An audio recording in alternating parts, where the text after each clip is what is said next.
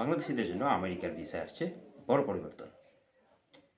মার্কিন স্টেট ডিপার্টমেন্টের নতুন এক পাইলট প্রোগ্রামের আওতায় 21শে জানুয়ারি 2026 থেকে বাংলাদেশ সহ কিছু দেশের নাগরিকদের জন্য বন্ড মানি কিংবা জামানত প্রযোজ্য হবে।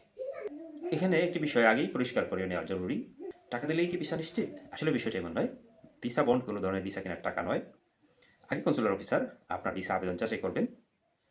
যাদের ভিসা অ্যাপ্রুভ হবে শুধুমাত্র তাদের ক্ষেত্রেই ভিসা বন্ড বা জামানত প্রযোজ্য হবে। ভিসা না হলে কোনো ধরনের বন্ড প্রয়োজন হবে না। ভিসাটি অ্যাপ্রুভ হলে ইন্টারভিউয়ের সময় কনসুলার অফিসার ঠিক করবেন আপনাকে কত টাকা জামানত দিতে হবে। এর পরিমাণ হতে পারে 5,000 থেকে সর্বোচ্চ $15,000 পর্যন্ত, বা দালালের কাছে নয়, সরাসরি মার্কিন সরকারের অফিসিয়াল ওয়েবসাইট pay.gov এর মাধ্যমে জমা দিতে হবে। কনসুলার অফিসারের নির্দেশ ছাড়া আগের থেকে কোনো ধরনের টাকা পয়সা জমা দেওয়া যাবে না।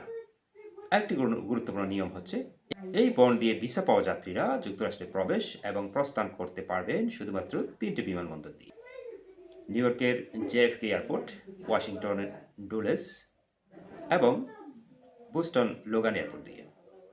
যে প্রশ্নটি সেটি হচ্ছে, আপনি টাকাটি কবে ফেরত পাবেন?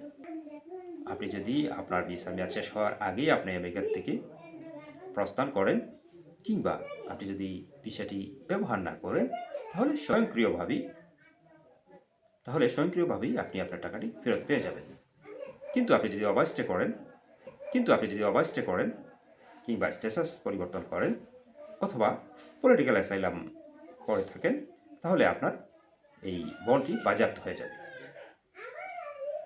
ওভারস্টে এবং অবৈধভাবে থেকে যাওয়ার এই প্রবণতাকে ঠেকানোর জন্যই মূলত এই পদক্ষেপটি নেওয়া হয়েছে। তো সবাই ভালো থাকুন।